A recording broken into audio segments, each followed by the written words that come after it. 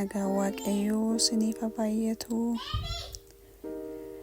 Mee kottamee fuula aduutti guggubataa ole kanaa olijjiniin kunuunsin ammammoo duraan dursee kuulii koo maaskaaraa akkasti waayipsiidhaan ofirraa xaxarage sirriitti akkasti wantoota irra jiran xuriin irra jiru ofirraa qulqulleessa.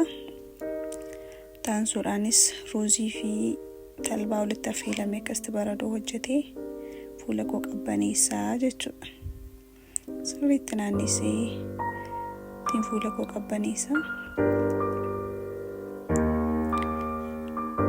Faayidaa isaa beektu jedhee mayyaadagaa talbaan fuula keenya sirriitti nu bareechaa, nu qulqulleessaa, ruuziin illee akkasuma. Isaan sirriitti fuula koo liingee akkasitti ija koo jalaa dadhabbii garagaraadhaan ija jallee yeroo baay'een dhiitamtire inni akkan uumamni godha baradoonni. Naannessee fuula koo sirriitti kanaan oliin gahaa jechuudha.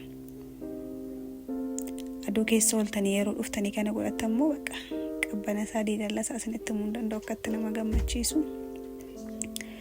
Sirriitti kanaan naannestanii sukkumtuu qabbaneessituu jechuudha fuula keessan.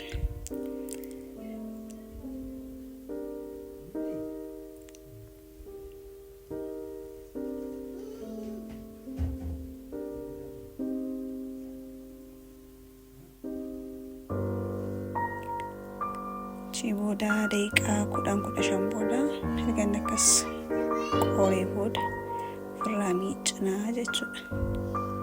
Akkatti fuula koo bareeda argitanii dadhabbii isin qabdan hundumaa isinirraa kana godhattanii baay'ee nama boqochiisa jechuudha yaala.